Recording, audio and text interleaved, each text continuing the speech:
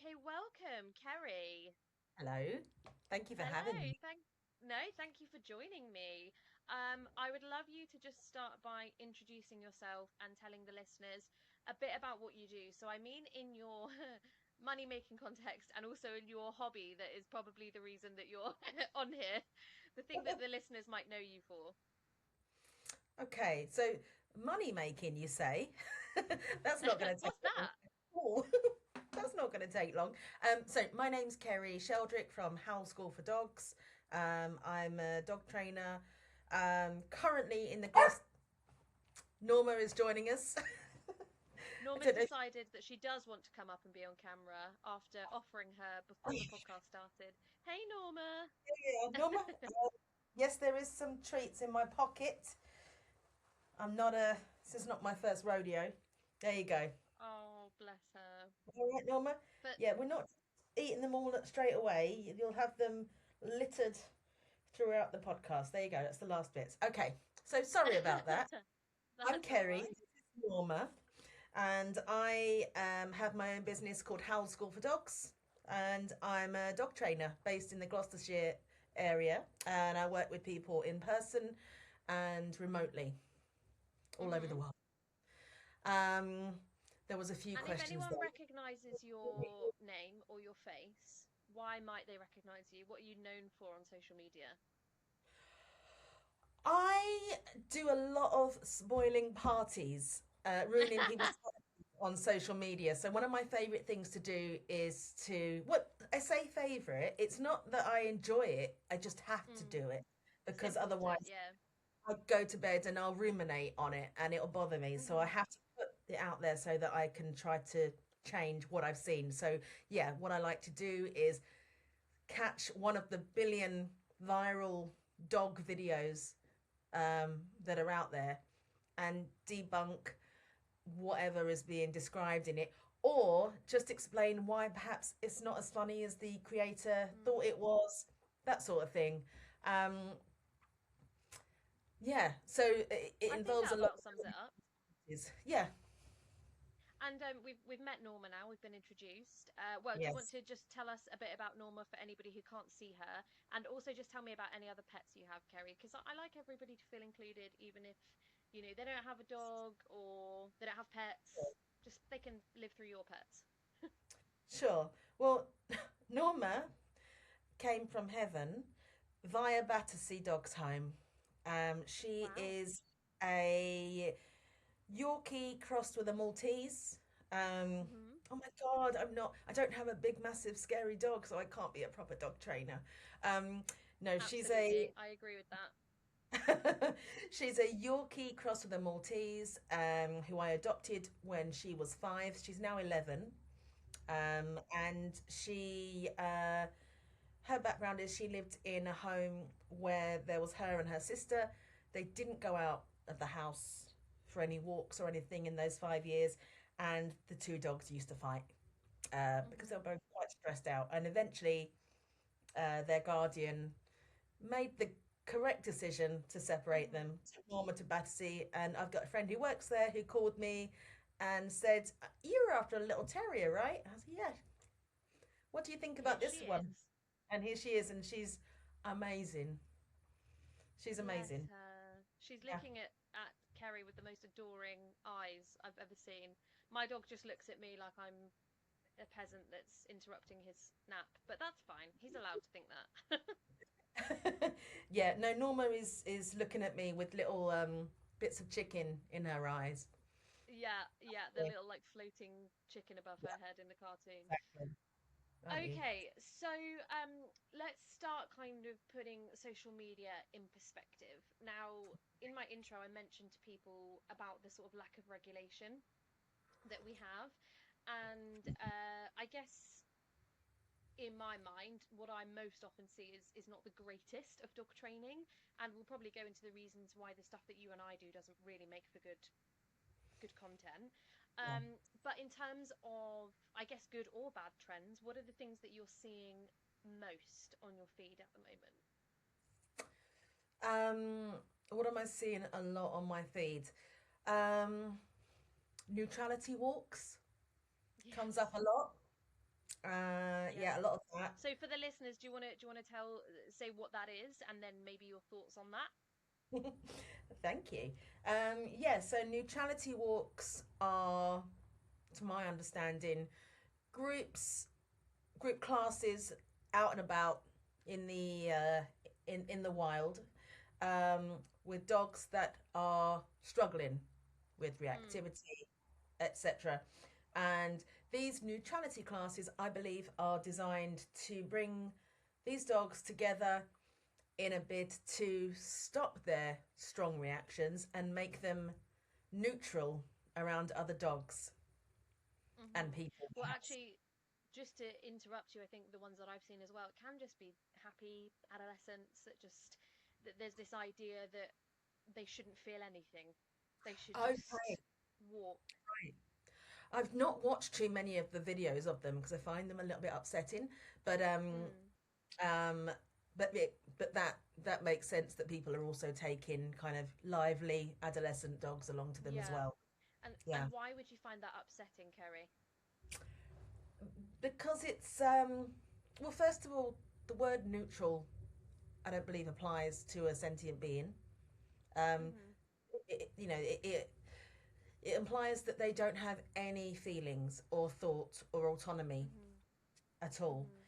Um, and also, most of the ones that I've seen are dogs that appear to be shut down, not, not thriving, not feeling comfortable. They're just shut down because they're in such close proximity to other dogs, and or aversive treatment is happening at the same time, such as lead corrections, use of slip leads, prong collars, grot collars, Mhm. etc.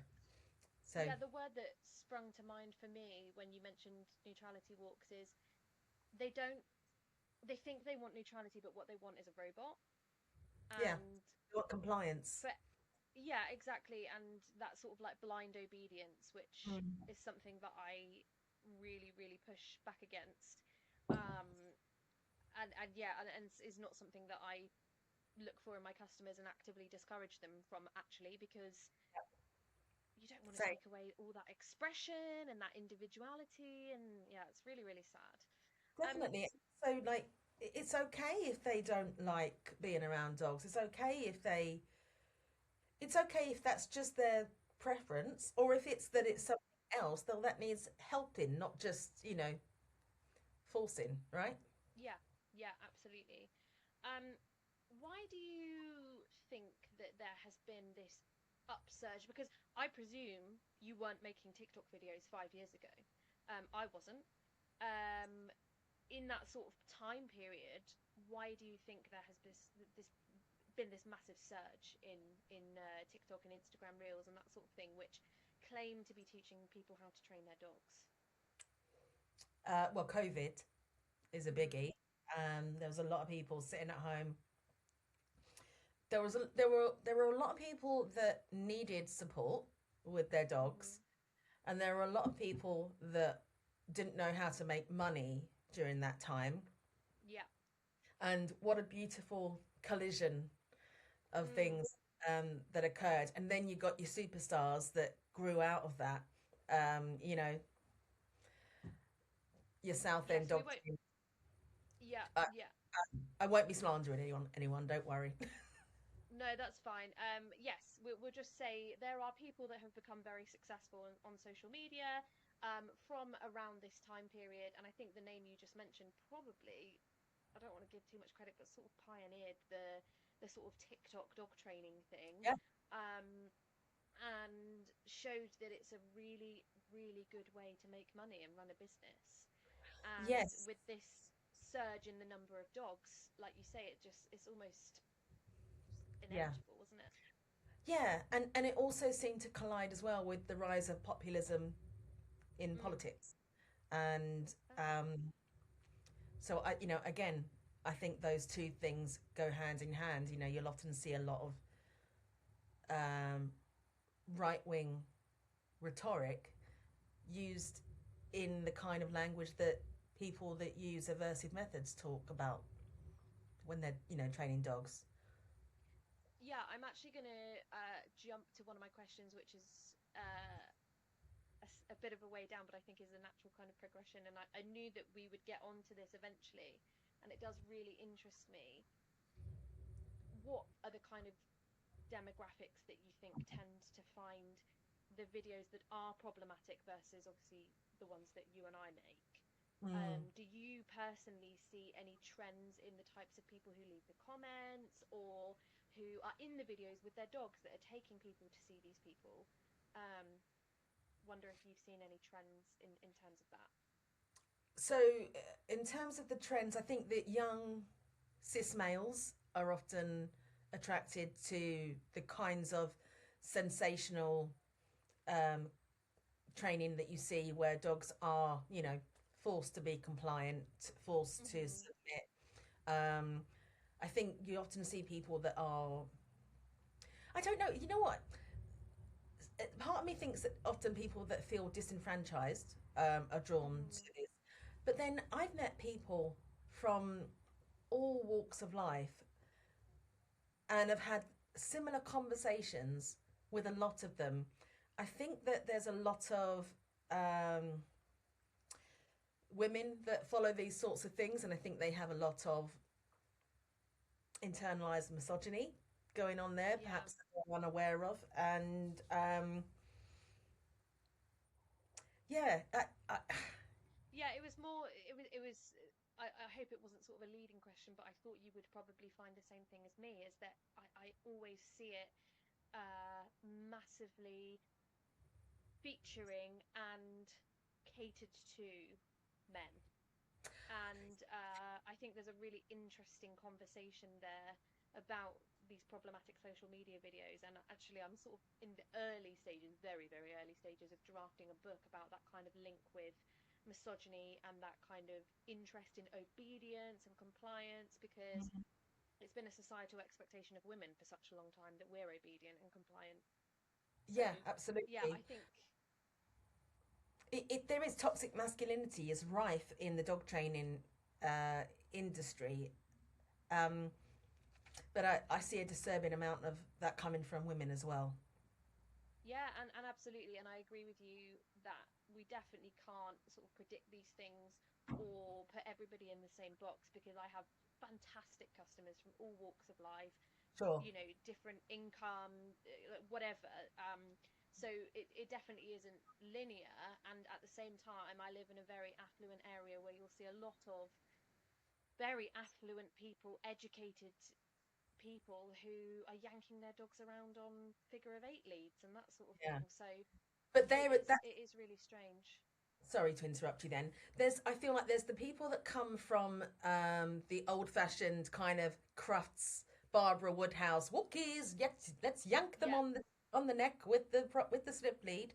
But then you've got the other people that are coming from the superstar TikTok Mm. trainers and are impressed by the kind of the macho stance of someone wrangling an XL bully with a Yeah. prong collar. Yeah.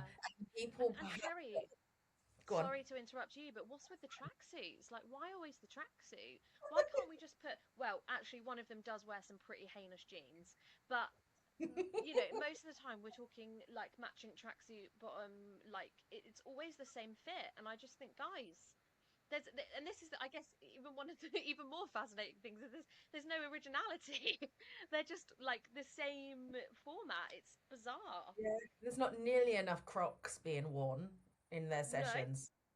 Not no. nearly enough. I saw one of a hilarious comment sort of against our kind of collective, if you like, that Hmm. was like, oh, it's always overweight women with like coloured hair wearing Crocs and a dry robe or something. And I was like, oh, he's seen my social media. I guess the stereotypes go both ways. But isn't that interesting that these people attack the physicality of women? I've never Mm. commented on the physicality of another person generally. I might laugh at what they're wearing. If they're dressed like a 1970s pimp. Um, I'm, I'm, It's hilarious because I know who you're talking about. Yeah, carry on. which is, that tells you everything you need to know about the person, right?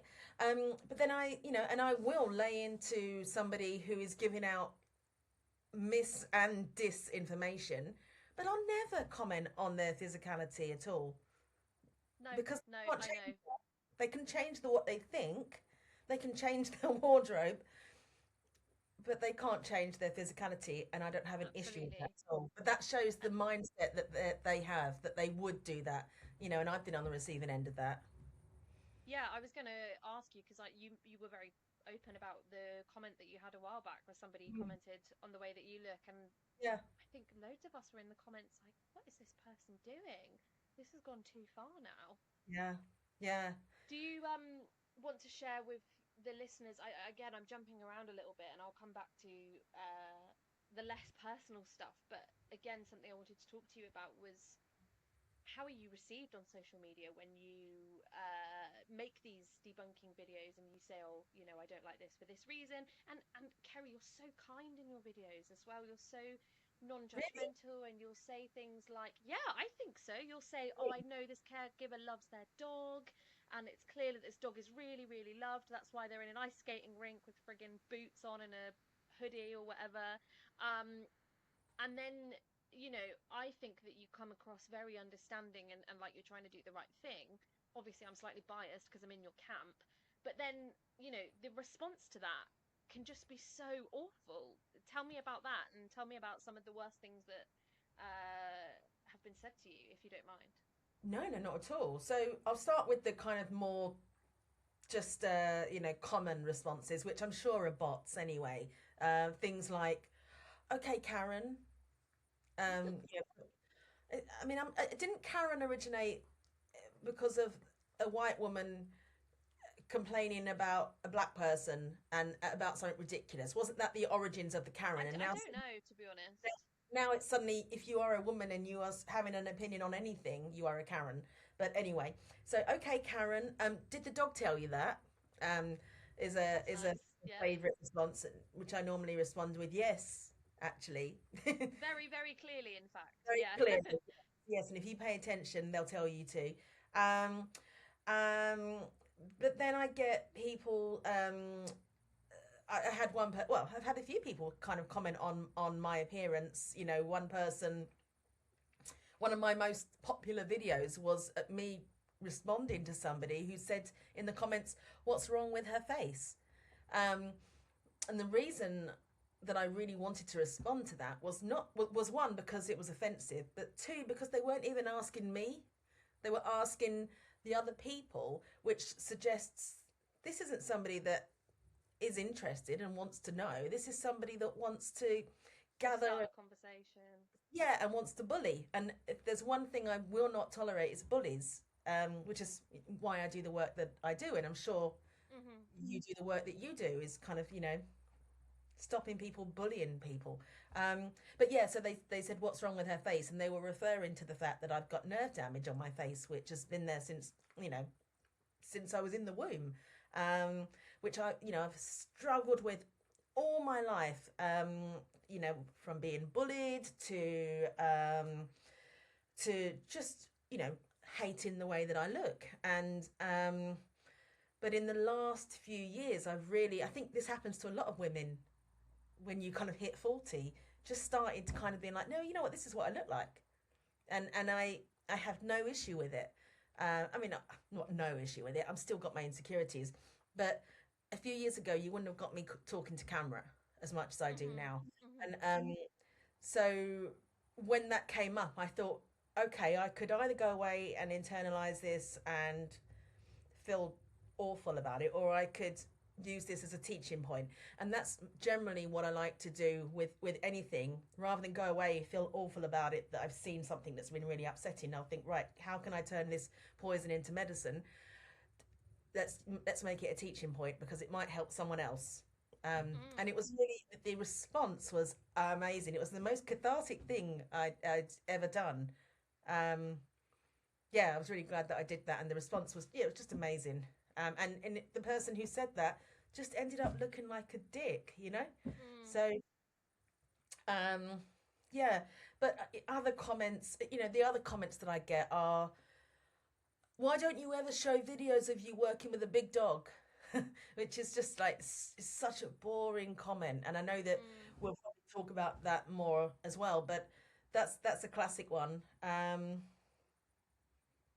Yeah, why Yeah, don't you ever show videos of your dog trying to like attack a person, or why don't you ever work with aggressive dogs? And it's like, I, I'm like slapping my head against the table, trying to say to people, well, my first thought when I go see a giant breed that's aggressive is not, hang on one sec, I'm just going to get my camera out, or I'm just going to bring a person behind me to right. film. I'm Exactly. working on keeping myself, the dog, and the other person safe. And Yeah. that's why you don't get videos of me in these scenarios. And the Okay. fact that that isn't obvious to people, I don't know. I don't have words. But what I really like, Kerry, my favourite thing is when you do what I do, and the people that repeatedly comment, you'll comment things like, "Oh God, why are you so obsessed with me?" And like, "If you love me, just ask me out." Or here's my like, here's my email if you want to send me a gift. Is this negging? Is that what this is? Dude, sorry, just not interested. Oh my God. It Yeah, yeah. it infuriates them. I imagine And it then does. I can, yeah.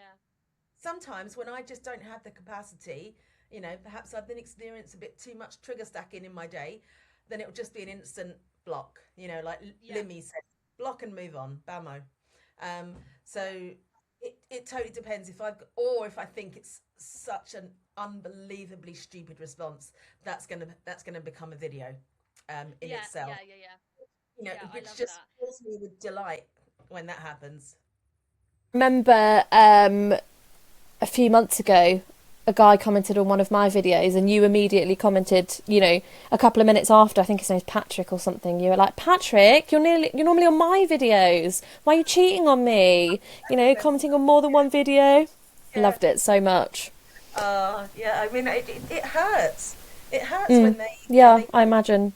you feel like you're their only one, and then Yeah, they it's see your betrayal. pages just, um, yeah. And the other kind of comments that just annoy me are when people say things like, "My dog loves their prong collar. My dog loves Mm. their dog collar. You should see how excited they are." Or, "Boom, here's a photo of my dog in their prong collar." Well, what does a photo show? I Yeah, want and the dog's like this anyway. over a 2 week period, please. I want to observe your dog over a 2 week period, and then let's see how much your dog is enjoying that. I had my first, not death threat, I guess extremely violent comment the other week. Really? Yeah, I put a video up, and they commented saying, "Why don't you do the world of dog training a favour and just throw yourself off the top of a tall building?" Oh, yeah, I've had those sorts of suggestions. And I just think that is the type of person that is on the other side. And I don't know personally anybody who is. I don't want to do the whole, like, it's not black and white, like balance versus force free. I don't want to say that, but none of my friends or contacts or any of my clients would say that to somebody in a million years. And, that sort of thing doesn't bother me because I just pity him, honestly. If that's what he wants to put on someone's video of, I can't remember, me like walking a dog or something. Yeah, well, you know they live in their mum's basement, don't you? When they write that, you just Yeah, know.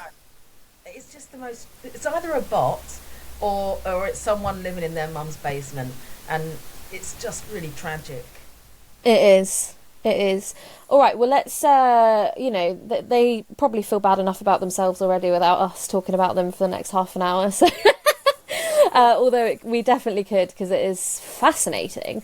We could. But let's actually talk about some stuff that people can take away from this podcast and use to cleanse their algorithm and, sort through the bullshit, because I'm sure you're the same with me. When I see a new client, I almost always get this thing where they say, I just am bombarded with information. I'm so overwhelmed. I don't know what to listen to. And I just tell them to just unfollow everything.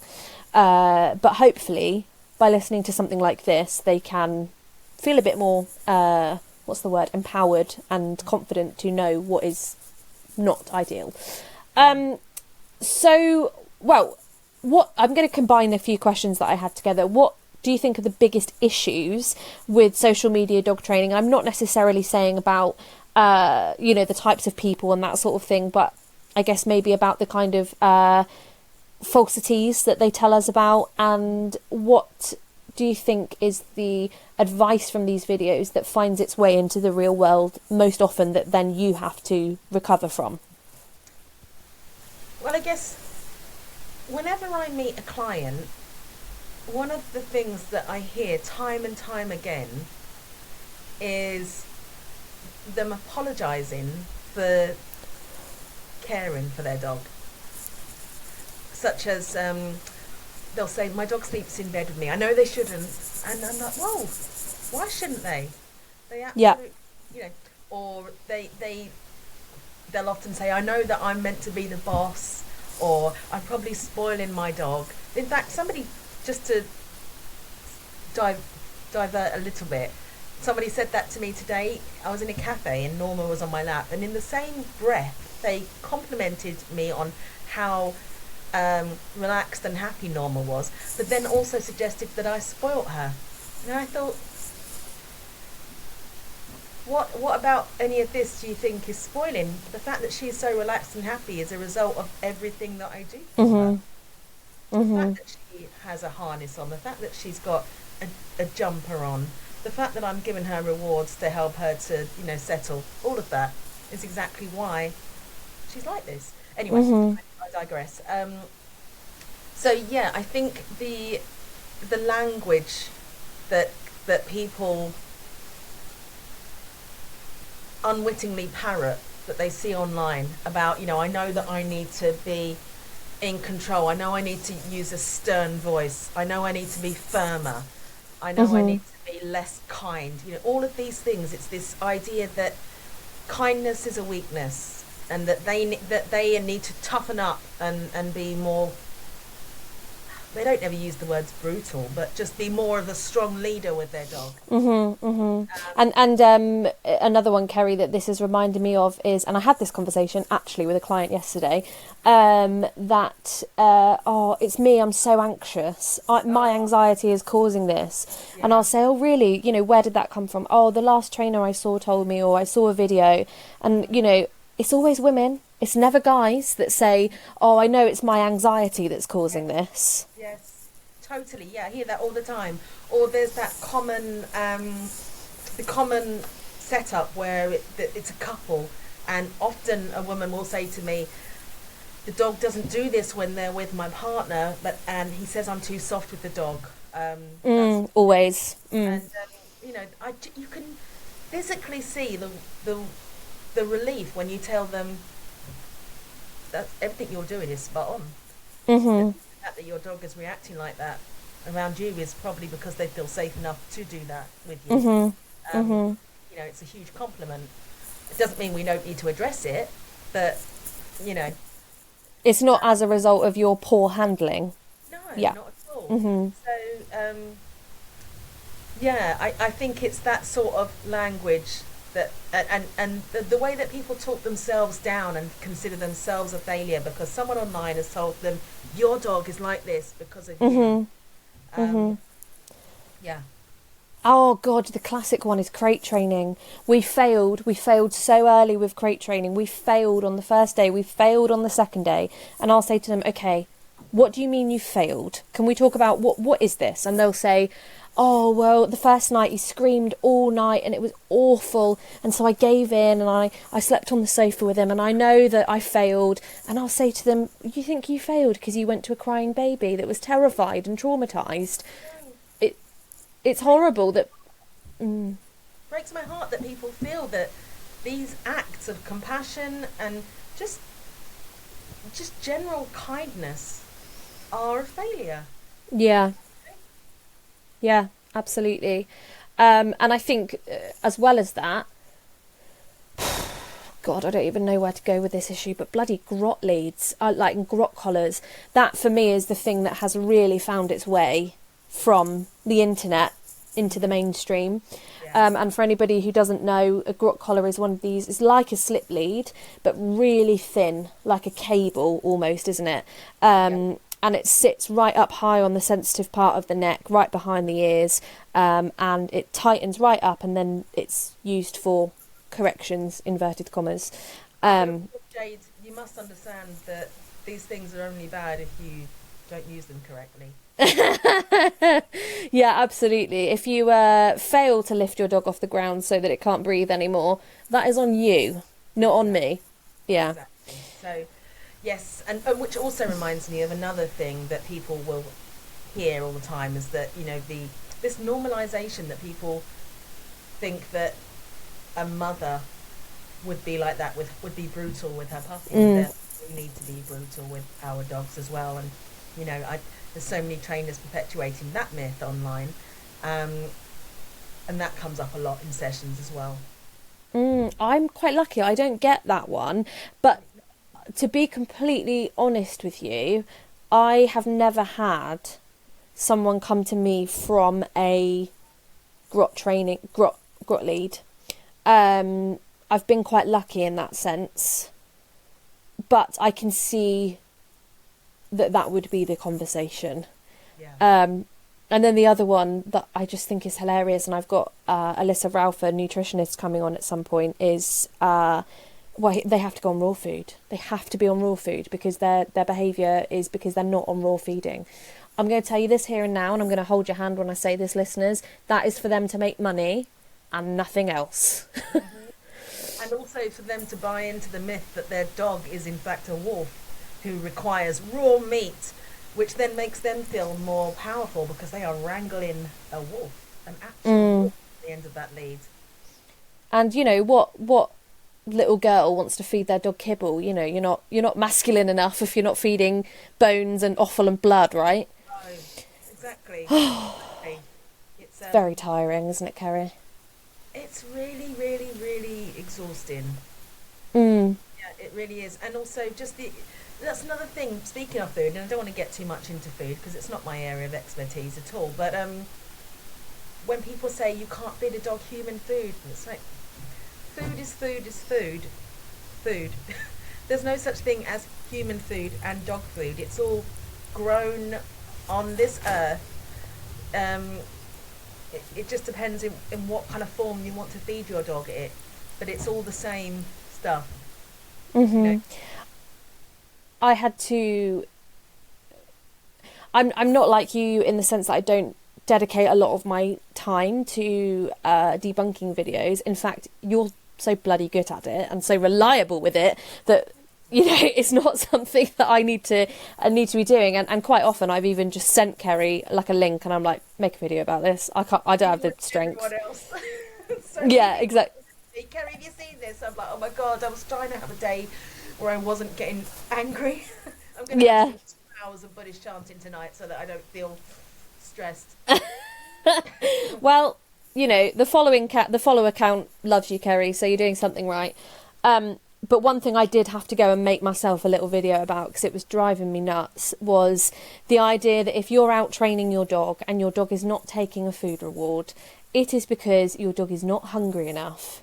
And you need to get their motivation for food up higher by hand feeding and restricting their meals. And yeah, have you seen that one? Tell me about that one. Otherwise I'm just ranting at the microphone about things that I see on social media. I have seen that so many times, and let me tell you something that I heard the other day that was a complete new one on me. This wasn't something that someone told me. This was something that a client told a friend of mine. They told them that they had been told by a previous trainer that they were to the only food the dog was to get was from their hand. And if the dog did something that they would deem bad or wouldn't comply with a certain command or anything like that, they would then make the dog watch them put the food into the bin, as though the dog could make any such association between what they didn't do and that food going in the bin. I mean, we were laughing about it, saying, but the dog probably thinks, wonderful, so it goes in the bin now, and then do I get it out the bin? Or, you know. Yeah, so how does this work? Yeah, do you want me to eat through the bin? I'll just counter surf in a minute and find it for myself, yeah. These people are as sadistic as they are stupid, I'm afraid. Yeah. There's a trainer near me. Just so anyone who's not watching a live video can hear at home, when I say trainer, I'm inverting commas. What do they call this? Finger commas or something? Yeah, I was doing a lot of that a minute ago when I was saying words like command and yes, like just you know, you can hear it in our voices, I expect. But one of these trainers, inverted commas, near us, tells people, and we know this because we have had the customers then come to us afterwards, to eat some of the dog's food before the dog, so that the dog knows that it is lower in the ranking. And I've even heard, I think the same person, but somebody else in the area, to say to spit in the dog's food before you give the dog the food, so that the dog knows that they are lower in the pecking order. And I think that dog must just think, delicious, additional sauce. What about all this wonderful stuff that's just landed in my food? You know, it's just nonsense. A dog will lick a bin. A dog will go into the toilet and eat out of the toilet if they could. You know, they are gonna love anything like that. And it just when I hear that, I just think, God, what happened to you that you feel they need to do that? Why are you so broken? Why are you so insecure? You know, I don't want to it too much, but there is some major insecurity going on with somebody that feels the need to spit into another being's food to let them know just how powerful they are, right? Well, my next question, Kerry, was going to be, what is the wildest thing you've ever seen online? And I can tell you that mine is someone that tells people to spit in the dog's mouth to remind them that they are lower in the hierarchy.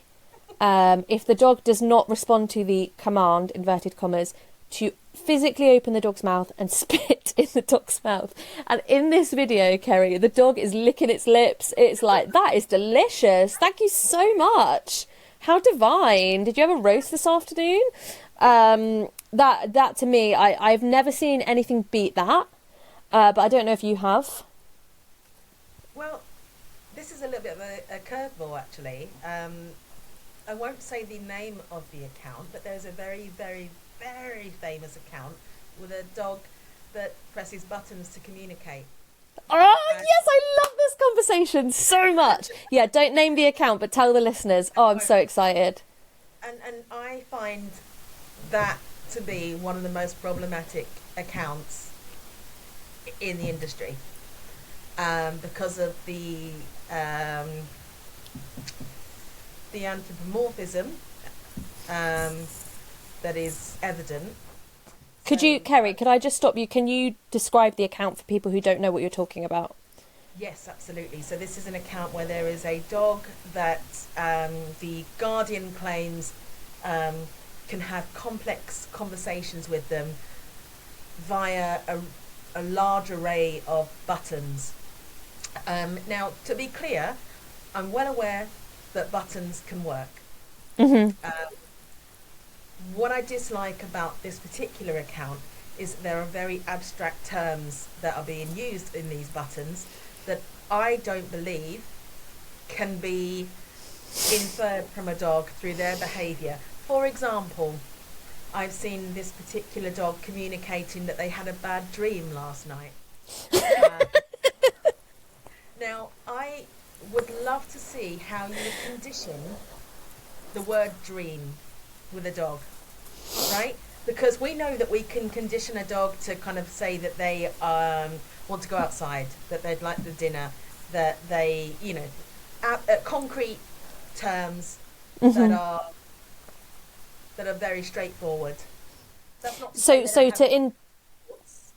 to interrupt you and break this down in even further detail for anyone who doesn't know, essentially what you do is pair the button that has the word on it, which they can obviously differentiate the words, but the buttons are different colours and all sorts as well. Yeah. You pair it with the action, so when you take the dog outside, you press the outside button and then they quickly start to form that association, right?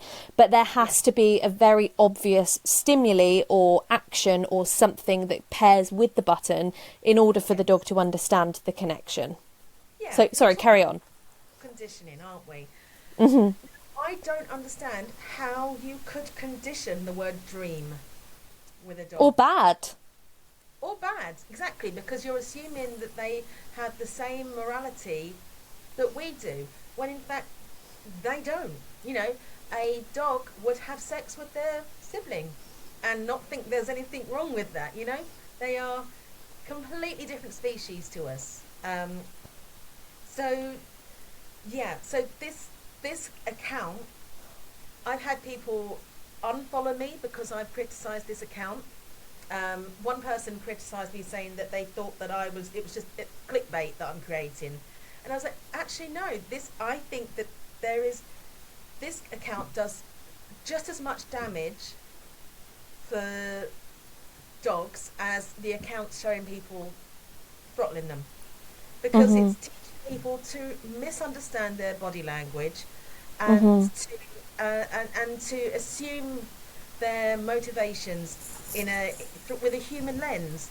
It's not rooted, I don't think, in science. And I've had other people say, well, this guardian is a linguist. So? Of human language, right? So what has that got to do with a dog? Nothing. So yeah, it really annoys me because I think it's damaging when we're desperately trying to get people to understand the behaviours that are the most important and the body language that keeps them and us safe. You know, so many people don't even recognise, you know, that a yawn is a stress signal, but yet, well, actually, or can be a stress signal. That's actually an interesting segue, because I was going to say to you, in the videos of this particular dog, she's always yawning when she's pressing the buttons. Have you noticed how big the yawns? And I was really frustrated. Yeah, I guess that's what is making sense in my brain, because I'm thinking, what about this is upsetting you? Because in my head, you are just hammering a load of buttons that don't really mean anything. It's a slight segue. My favourite one is why. When she says, why this? Or why is this happening? How do you teach a dog what why is? I was just going to say, I saw one when this dog was asking, why am I?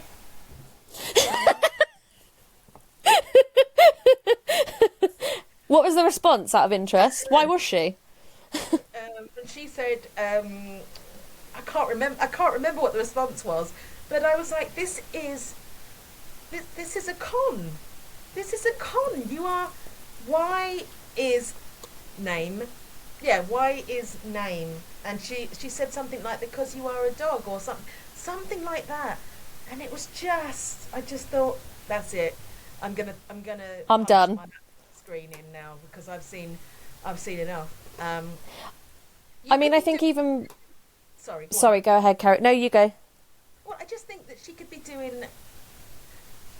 The buttons could be used for much greater things if she wasn't going down the clickbait route and trying to get these ridiculous philosophical conversations in. You know, it could be more interesting and much more educational, but I think it comes down to the fact that perhaps she doesn't actually know how to read behaviour, language, canine language. See, I said the word canine rather than dog, which means I understand more about dogs. That's another thing. I'm a scientist. Yeah, I think whatever way you paint it, like welfare issues of it aside, it's just a bit icky that's inevitably monetised, isn't it? And it's complete bollocks. There's no other way to put it. And it's just someone, once again, just doing stuff that is performative and that doesn't benefit the dog. I'm tired of stuff that people think benefits dogs, but it doesn't. It just benefits the human. Like, I saw a lovely person, really kind person, I'm sure, on TV the other day on a quiz show, and they said, what are you going to do if you win the money? She says, I'm going to treat my dogs to a diamond collar. So, what? Why would your dog consider that a treat? Yeah. Your dog would love it if you gave them a filthy bin to rummage through. That would be a real treat, you know? Yeah, absolutely. My dog would absolutely love a pile of cat shit. If you can find one, he would be so happy with that. Heaven, right? Yeah. Then this other dog trainer would come along and say that is wrong, and that is bad, and that there is some sort of dominance going on there. The dog is trying to dominate the cat via you by eating the cat shit. Sorry, I'm trying to find a bit of chicken that's in my pocket for Norma. Oh, poor Norma. Abused Norma. Well, Norma shouldn't be on your lap. We all know this, Kerry. You're far too low in the hierarchy. That's what I think. I know, right? So I would like to spend the last bit of time, I guess, giving some really concrete advice to people about how they can recognise the good and bad going forward. And actually, as I'm saying this, I'm thinking, you know, people have free will. They can choose what to follow. But I guess what I want to get across, the reason for this podcast, is the reason why dog bites have escalated so much is because of the lack of information that is out there.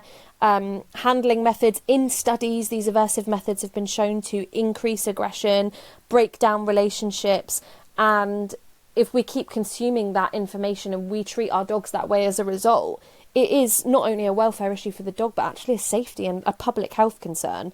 So, you know, I'm well aware that people might listen to this and be annoyed, and I'm sure some people will, but for those who understand why we are so passionate about advocating for a clean social media feed, I would like to come up with some ways for them to recognise I am going to say the good and the bad. I'm going to come out and say it. I was trying to avoid it and say, you know, we've all got our opinions and it's full of nuance, but look, there's a lot of shite out there, and there is a lot of people getting some really, really good content, some fantastic videos that are really helpful.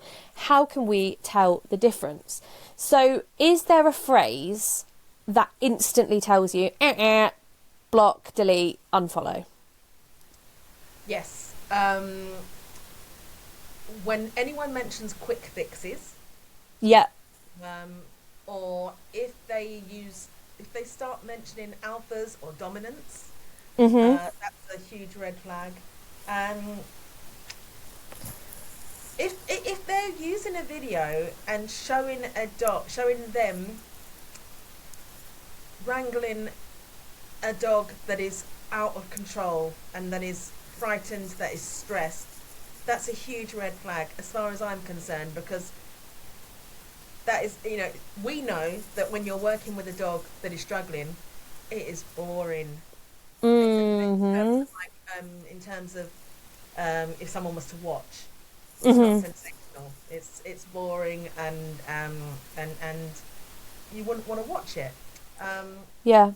Anything that looks too sensational, anything that makes wild claims about you can fix your dog, anyone that talks about how they, personally, I think when I've fixed or transformed thousands of dogs, you know, these kind of grandiose claims, I think, are often a real red flag. I've got two. I've just come up with two. One is if they are a person, I'm sure there's a few exceptions, but just knowing what the algorithm is like, if they sell their own, become a Jade Nicholas certified dog trainer in 3 weeks using my £3,000 scheme, that's one for me. And the second one is I'm going to say anyone where in every single video there is a slip lead or a grot collar on the dog and they are doing the same thing in every single video, because dog behaviour is so varied that none of my clients have the same training plan. None of them. They're all completely different. And I just look at these videos and I'm like, I wonder what these people do when someone gets in touch and says my dog has separation anxiety. Do they go, okay, well, what I want you to do is leave your dog in the house, put a grot collar on, and then we'll just extend a lead all the way to the outside of the house, and we will just perform a leash correction every time the dog barks from inside the house. Like, my point is, the videos should be varied. It should be all different sizes of dogs, old, young, different humans, different methods, different, when I say methods, I mean, you know, different exercises, different environments. Yeah. If you see the same thing every time, it's probably because they're a one-trick pony, right? Well, exactly. I mean, another reason why I don't show the videos of me working with clients is because often my clients are crying. Yeah. Or it's the same with Why? What do me. you do to them, Kerry? I really insult them a lot in the first place. To break them down and Yeah, to build them back up. yeah. No, they, you know, it's a really these dogs are part of their family, and when that dynamic is breaking down, it's really upsetting for them. And because these people often feel such a failure, which they're not, but they feel like they are. So people often cry in the sessions, and I can't imagine like me showing a video of like, look at the dog now and look at this dog before, with like the human standing there sobbing. What kind of monster would I be to do that? Yeah. So I think a lot of the work that we do involves sitting down, talking to the client, just talking. Yeah. At least. Mhm. So that's another red flag me. And also when they say things like, you have to work with the dog in front of you, and then they do the same thing with every single dog, which is choke them. Or when they say, some dogs need a firm hand. There's no dog that needs that. Yes, I've got a tiny little dog sitting on my lap here who weighs 4 kilos, but in her brain is still the same dog brain as in a Rottweiler. She just it just manifests in a different way to that dog, and she's just not as strong as them. But her I've lost my words. I guess her motivation, her feelings are still as varied and complex as any other. Absolutely. And what's the word I'm looking for? I'm so sorry. I'm losing words all the time at the moment because of perimenopause. Oh gosh. No, the sympathetic nervous system remains the Yes. same no matter what size the animal is. That's fight or flight for anyone who's not sure. That's your kind of... Sorry, yes. Of course. No, it's okay. Or the red mist. A lot of people always call it that, and I just always know that that's what they mean. Yeah, or big feelings, when Big feelings. experiencing big feelings, Norma can experience them just as much as a Malinois can. Mhm. And do you know what? I feel sorry for anyone that's working out there ethically with a Mallee, a professional with a Mallee, because they've become such a kind of caricature now of the dog trainer, the bully kind of dog trainer that with the Mallee. It's become a cliche, hasn't it? Yeah, and there's people near me that it's all over their website, and I just think, what is the value in your highest skill set is teaching bite work to a pet Malinois? In what world is that as important as, I don't know, helping a traumatized dog from Eastern Europe? I don't get it. I actually didn't give you this question beforehand, Kerry, and it's just kind of occurred to me as something that has hit me in the last couple of weeks, and I know we're about at time, so I won't keep it going for long. Do you think that there is also the possibility that people are being exposed to toxic, force-free rhetoric as well? Because I think that not only is it this kind of heavy-handed, aversive, be the alpha, be dominant sort of thing that is being put upon people, but I actually think that sometimes people feel inadequate because there is this really, really punchy, force-free rhetoric that is like, your dog cannot be stressed at any time, your dog cannot experience any hardship. And whilst, yes, we all want that for our dogs, I have people say to me that they don't want to tell me something, and I can see it, and I'm like, what is it? What is it that you want to tell me? And they'll say, oh, well, we did go to one training session 6 years ago, and we did put a prong collar on him once because the person told me to do that. And I think, who's made you feel like the one thing that you did all those years ago under the guidance of a professional, that you should still feel guilty and still pay for that? Because you're here and you're doing the right thing now, and that's what's important. Absolutely. This is it. I have zero judgment on kind of everyday dog guardians for doing stuff that I would think is possibly harmful to their dog. Because there is so much crap out there. People don't know what to do, what to think. They are frightened. If they don't do this, they're going to create, if they let their dog sleep in their bed, their dog is going to become a monster. And, all of these things, if they don't take their newborn baby and introduce it to the dog right in their face, then they'll never get along. There's all of these kind of things that are incorrect, but people don't know what to do. And I don't want to well, on my own podcast that I do, if you don't mind me mentioning it. No, of course not.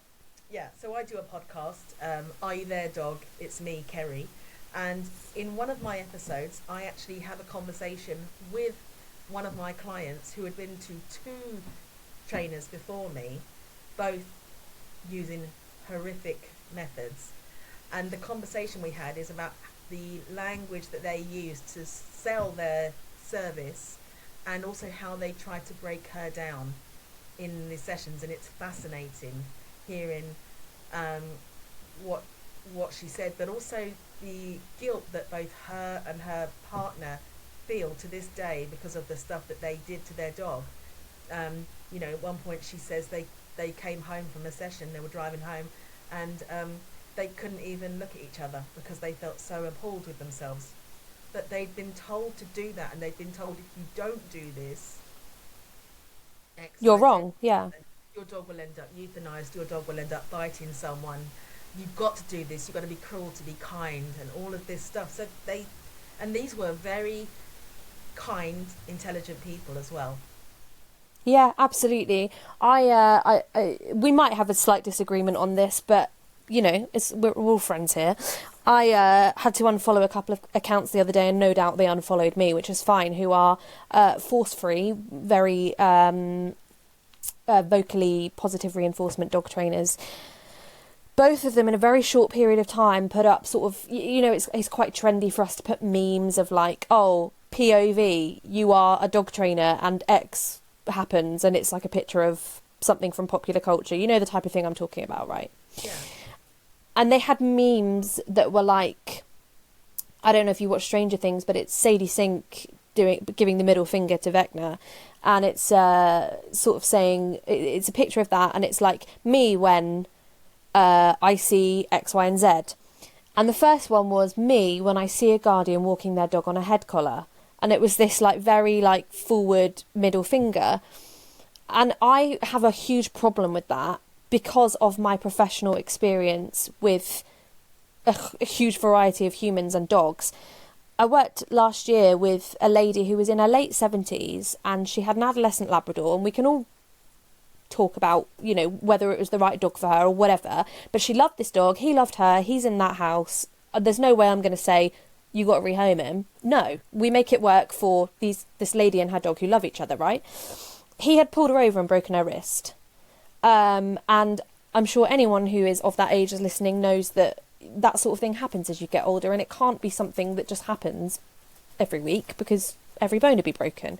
So, yes, we did lots of work on loose lead walking with treat training. We checked he was looked over by a physio, we did everything. But as a safety precaution, with his harness, we used a dogmatic head collar as a backup for if he saw a cat or something like that. Because it's either that or this lady goes face first into the concrete and either the dog is hit by a car or whatever, you know.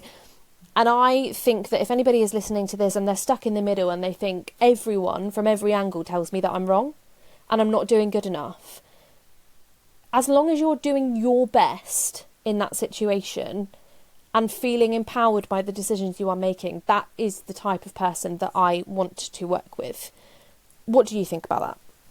So I don't know the meme, that particular one that you're talking about, but I used to be very, very, very anti head collars. Mm-hmm. I don't love them. No, we would never choose them first. Let's be clear. Like, you know, they're nobody's first choice, and most owners would tell you that because they can see the dog doesn't really like it. But sorry, carry on. But I worked with a few dogs where we have tried everything, and we've managed to kind of get the dog to a point where one dog I'm thinking of in particular, lovely guardians, and this dog was a rescue. He was huge, and we managed to kind of get him to a point where he was a lot calmer. But if he was to notice a cat, he would send you flying because the speed that he would go was insane. And they were, you know, specifically avoiding places where there was gonna be a cat. But every now and then a cat arrived, and this is what this dog did. And so they used a head collar, and I actually had to agree with them that it was the safest thing. But they also had a muzzle on this dog as well, a basket muzzle, which they desensitized the dog to, and they desensitized the dog to the head collar as well. And so that was, for me, that was a change for me, in that I thought, it's either this or this dog doesn't get to get out and about. Or he ends up with a prong collar on. Exactly. So he did go to secure fields and things like that where he didn't have that on. So he had opportunities for it not to be on, but sometimes he had to have that on. I also have another good friend who is a Rhodesian Ridgeback specialist. Lovely. Yeah, she's lovely. She's got 7 of them. She's Bloody hell, she must have a big house. She has got a especially huge one, but anyway, she makes it work. But some of hers wear them and some of them don't. It's Donna Connolly, I'll just give her a shout out. And I've been out with her dogs, and the ones that do wear them are the ones that have become desensitized to them and couldn't care less. The ones that have shown that they find it aversive and they don't like it at all, they don't wear them. They don't wear them. But so in that situation, I love that she spends the time desensitizing them, and if it's not going to work, she doesn't do it. So yeah, I think there's more nuance to it. In an ideal world, no dog would wear a head collar. Absolutely. And never ever, by the way, the figure of 8 ones. Just no. Nothing that ever tightens. It's got to be one that that is has a finite tightening. Yeah. Yes, definitely. But yeah, I would say like 1% of my clients use them. 1%. Yeah. And that is after lots and lots and lots and lots of trying other things. Yeah, I also have a client, they've finished now, but he wears one because he has a back injury. And he most of the time he walks beautifully loose, so it's like not really an issue, it just sort of hangs there. And then occasionally he'll have a very, like, in the comparison to what you and I see, very small reaction to other dogs. And the physio and the chiropractor that saw him, and vets, basically said, do not put a harness on this dog. So, I guess, I just wanted to throw that in because rightfully we've spent a lot of time trying to stay away from these harmful things that are really going to harm your dog and your relationship with your dogs. But actually, I think there's other things out there that can harm your self-confidence and your own self-belief if you take everything completely verbatim and you don't try to kind of think critically about, well, maybe this doesn't apply to me. And I think everybody needs to feel confident as much as they can to kind of say, I don't think that's actually applicable to me because my dog has a back injury or whatever it might be. Just don't believe everything you see. Even the stuff that me and Kerry say, think critically, because there's always nuance. There is always nuance, but I think it's not always the people that speak the loudest that are making the most sense. I always try to keep in mind, you can be loud or you can be right. No, that's not right. You can be loud or you can be stupid, but you mustn't be both. Yeah. People out there, don't follow that advice. Many people are very, very, very good at persuading people of things that are just wrong. So they've got the gift of the gab, and they're really persuasive, and they're very kind of domineering in the way that they talk, and so people think, well, it makes sense. But that doesn't. Trust your gut as well. The amount of clients I've worked with that have done awful things to their dogs because previous trainers have told them to, they often will say, I didn't like it and I felt awful doing it. Listen to that voice. That voice is right. If you are harming your dog, even in the name of training, it's not right. Yeah, most of us are not inherently cruel. We will feel we love this thing, we don't want to inflict pain on it, and there is no reason to. I was going to ask you, what is the one thing that you would have people take away from this episode? I mean, we've just said about 50, but is there one overarching message you would like to leave them with? I would say, does it benefit the dog? But just always ask yourself that. Does it benefit the dog? Whether you are looking at the way that you are treating the dog, or whether you are thinking about something that you find entertaining about the dog, such as a costume or something like that, or taking them to a dog disco, that kind of thing.